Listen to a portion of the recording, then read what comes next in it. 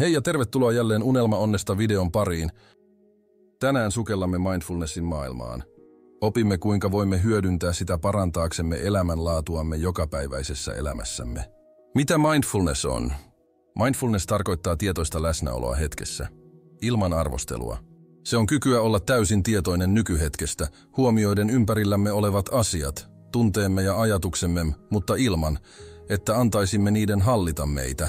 Miksi mindfulness on erityisen tärkeää nykyään? Elämme aikakaudella, jossa multitasking ja jatkuva häiriötekijöiden tulva ovat normi. Mindfulness auttaa meitä hidastamaan, vähentämään stressiä ja lisäämään keskittymiskykyä. Tutkimukset ovat osoittaneet, että mindfulnessin harjoittaminen voi parantaa mielenterveyttä, vähentää ahdistusta ja parantaa unen laatua. Tässä vinkkejä, kuinka harjoittaa mindfulnessia arjessa. 1. Hengitysharjoitukset. Aloita päiväsi keskittymällä hengitykseesi 5 minuuttia. Hengitä syvään sisään, pidä hetki ja hengitä hitaasti ulos.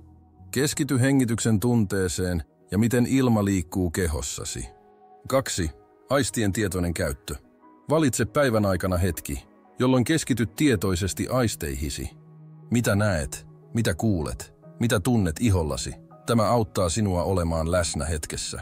3. Tietoinen syöminen. Syö hitaasti ja keskity makuihin suussasi.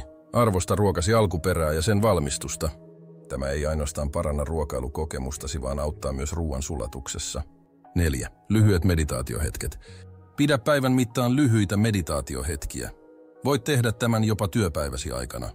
Vain muutaman minuutin keskittyminen ja hengittäminen voi merkittävästi vähentää stressitasoja. 5.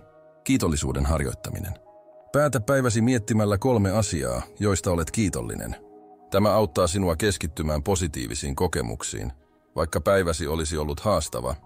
Mindfulness ei vaadi suuria elämänmuutoksia tai ylimääräistä aikaa.